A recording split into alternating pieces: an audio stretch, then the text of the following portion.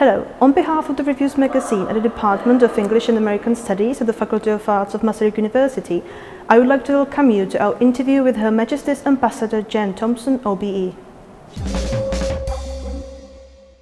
Thank you very much, for Your Excellency, for accepting the invitation. I'm really glad we can make this interview happen. You're welcome. It's great to be here. Thank you. So my first question, there's a history of modern relationship between the UK and the Czech Republic dating back to the first Czechoslovak Republic, but due to some historical circumstances and also due to Britain's initially hesitant approach towards further and long-term engagement in continental politics relations, and the relations have been rather lukewarm at times in past. So how do you personally perceive the bond between our two countries now, and how do you think the ties could be strengthened into future? I think the relationship between the UK and the Czech Republic is really, really strong, actually. I have found it strong ever since I've arrived here in this country. There's a huge amount of affection for the UK in the Czech Republic. But there's also a lot of fondness for the Czech Republic in the UK. So, for example, I'm often struck by the connection when the Czechoslovak airmen flew with the Royal Air Force during the Second World War, and we're incredibly grateful to them. They were incredibly brave and incredibly skilled and helped us to win the Battle of Britain.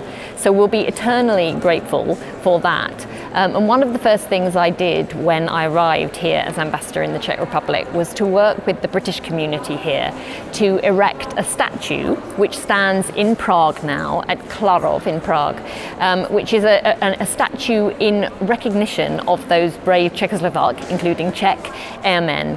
And it's like an expression of gratitude from the British people to the Czech people for that bravery. And it's a winged lion, winged to symbolise the fact that this was the airmen, and a lion because of course it's important in both Czech and British heraldry. So that was one of the first things I did, and we unveiled it the first summer I was in Prague, and every time I go past it I think of that connection between our two peoples. But the relationship is really quite wide and deep. And in these days, when I spend a lot of time talking about Brexit and the European Union, I always love to say Britain is leaving the European Union, but we're not leaving Europe. And our relationship with the Czech Republic, for example, goes way beyond the fact that we've both been members of the European Union in recent years. We have a similar outlook in so many areas. We're both really strong free trading nations, exporting nations. We have a very similar approach to competitiveness, growth issues, which we've worked together on in the European Union. And of course we have both nuclear energy, we have many shared interests there, but also just our people are so similar in temperament, I think. Czech pragmatism is very like British pragmatism, and also I'm really struck by the sense of humour. The sense of humour is very similar. That's true, yeah. That was my experience as well. Yeah. So there are many ties which bind us. And so I find the relationship to be really strong now. For example, in the area of defence, we have a really strong defence relationship between our two countries. We're both members of NATO. We've just agreed 70 bilateral projects between the UK and the Czech Republic in the area of defence. So what I find when I go around the country is a lot of sadness that the UK is leaving the European Union, because the Czech Republic has been such a close partner within the European Union and thinks so similarly. So a lot of sadness. So I'd say the relationship is in a good place, but I'm going around saying, look, one thing that will come out of the UK's departure from the European Union is that we can forge stronger bilateral relationships with the partners we're closest to, and the Czech Republic would certainly be one of those. Thank you. That slightly relates to my next question, which is what impact do you expect that Brexit will have on the bilateral relationship between our two countries, and if you expect the relationship to change significantly, namely in connection to Article 50 that was triggered at the end of March? Well, of course it will change a little bit, because the UK will no longer be a member of the European Union. So until now, the UK and the Czech Republic have sat alongside one another in the European Council and in all the institutions and frameworks of the European Union and worked closely together. So that will come to an end in that form. So of course it will change. But in so many areas, we think the relationship will continue strongly. So for example, the trading relationship. For the Czech Republic, the UK is your fourth largest trading partner. and you have a large trade surplus with the UK. So we think that even after the UK leaves the European Union, Czech businesses will still want that export market and they will still want that trade surplus. So, and of course the same applies for British businesses who export to the Czech Republic or invest here. There are over 700 British companies who are based here in the Czech Republic, employing Czech staff, transferring skills to Czech employees and so on. So all of that trading relationship we hope will continue because it will be in the national interests of both our countries and in the interests of businesses in both our countries for that relationship to continue. So we're sure that will happen. And then in other areas as well, the relationship will continue. I spoke a little bit earlier about the defence relationship. Of course, we will both remain members of NATO and we will continue to operate collectively in that framework. And also in the area of research, for example, there's a huge tradition of cooperation between British and Czech researchers and scientists. So in the last 5 years, there were over 5,000 co-authored publications between British and Czech scientists and researchers. So that's a really strong partnership, and that is not dependent only on our membership of the European Union. So when you ask how will the relationship change, of course it will change in some structures and frameworks, but a lot of the substance of the relationship I think will continue. And we also see some potential to strengthen it. So until now, much of my interaction with the Czech government, for example, has been discussing issues that come up in the context of the European Union.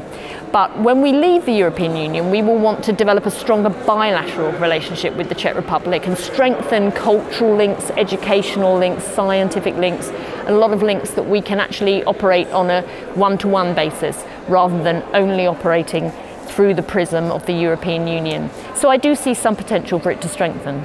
Okay, thank you. My next question is, because it's quite customary for individual ambassadors to have a topic on their agenda they feel more strongly about or something they want to prioritize. So is there any topic or area you personally feel strongly about and you wish to pursue more in depth? There's been so many issues I'm trying to deal with that it's not really been possible to prioritise one. Of course, after the UK's decision to leave the European Union, a lot of the focus of my effort and my embassy's effort is on making sure that we arrange our departure in such a way that it works for the Czech Republic as well as for the UK. So a lot of focus has been on that.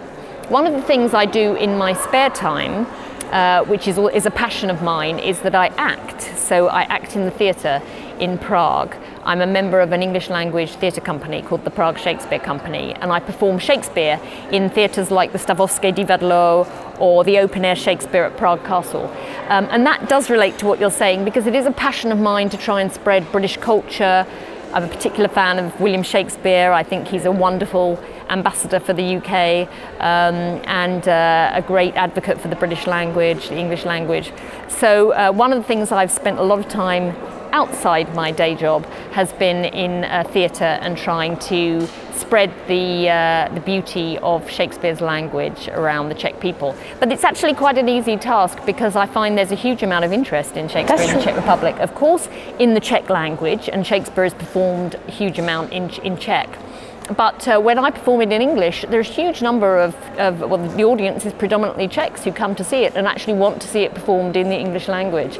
So that's incredibly gratifying and nice. So it's quite an easy task that I'm doing there. Thank you. You have vast diplomatic experience with working in danger zones and in areas that are typically regarded as male. Do you feel that you are perceived differently within your line of work than men in the same position? And do you think it's still more difficult for a woman to get hurt in the diplomatic circles? Mm-hmm. Well, you're right. I've spent time in some difficult places. I've spent time in Afghanistan trying to work on issues there. And I've spent a lot of my career working on conflicts and in difficult areas, war zones and that sort of thing. So my posting to Prague is definitely the nicest place I've ever been posted to, the most beautiful and the most pleasant, and I love it and don't ever want to leave. But in terms of what it's like as a woman in some of these areas, it's true that there are some challenges in certain countries. So for example, when I was operating in Afghanistan, I would sometimes come across people who did not want to interact with me because they felt it wasn't appropriate to deal with a woman because it was against some of their religious or cultural norms. And I would have to insist, well, if you want to deal with the British government, then I'm the person you're going to deal with. So sometimes there are local challenges relating to particular cultures and that sort of thing. Which you just have to try to overcome. And the British government, and of course the British government and the Czech government have done a lot of work together in Afghanistan. British and Czech troops served alongside one another in Afghanistan for some years, and we've done joint work to also try and promote women's rights and gender equality, and the progress is being made there slowly.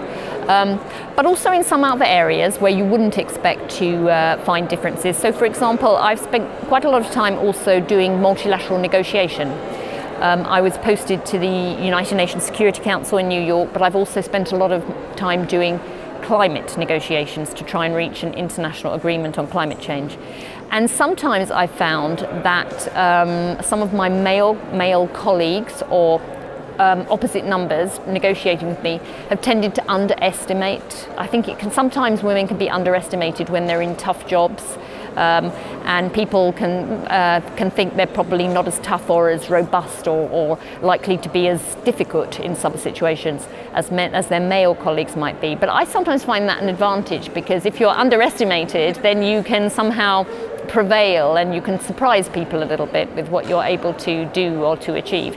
So mostly I would say I don't feel particularly disadvantaged, and I think also the world is changing very fast, and diplomacy is changing very fast.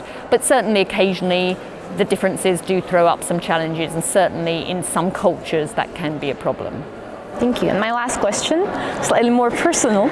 You actively challenge stereotypes of formality expected from diplomats and also actually from British diplomats, because we sometimes expect this stiff upper lip.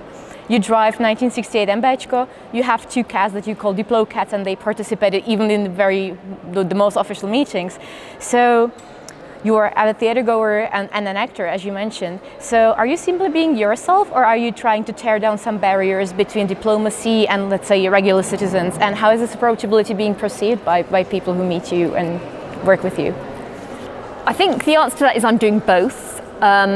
I am really keen to change perceptions of the UK, to show that we're not only about tradition, although we are about tradition too, but that we're also a very innovative, creative country that is looking for a different approach sometimes to some issues. So I'm keen to do that, and I'm keen to show that an ambassador need not be someone who's very stuffy and formal at all times. So there is a part of me that is keen to have that effect. But the areas you mentioned are all genuinely me. I mean, you mentioned my Škoda car. So when I first arrived in the Czech Republic, I was opening a magazine and I saw a picture of a Škoda MBčko, and I just fell in love with it. And I said, I want this car. And so I asked the staff at my embassy to try to help me find one. And they found a fantastic Škoda MBčko from 1968, which has been in one family for 40 years. And then I bought it. And so I'm the second owner, and so I've put diplomatic license plates on it and I drive it around Prague. But that's just a purely personal thing. I love it. I have my 2 cats that are also purely personally me, and I adore them. I got them from the shelter when I first arrived in the Czech Republic, and they do take part in every event, and sometimes they embarrass me, it is true.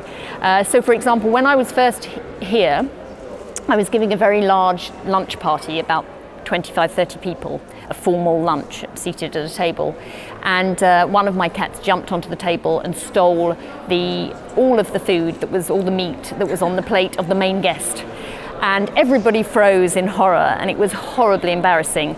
But ultimately everybody then kind of laughed, and so it sort of broke the ice. And the same with my acting, it's a huge passion. So I'm not doing these things for effect, they're genuinely me. But I am also keen that we can change perceptions and break down some barriers. And mostly I find the reaction is quite good. I'm sure there are some people who think maybe I should be more traditional and proper, but I have to I can only really be me, because otherwise it's very difficult to keep it up for too long, because I'm at events every day of the week, every week of the year, and if I was not being me, I think soon people would find out. So I just try and be myself and hope it will go down okay. And I certainly think many people have find it's nice to find someone who is quite normal and human, doing the sort of job I'm doing, and hopefully it will encourage other people who want to take up that kind of job and that kind of career, because why shouldn't they? Thank you very much. You're very welcome. It's lovely to be here. Thank you.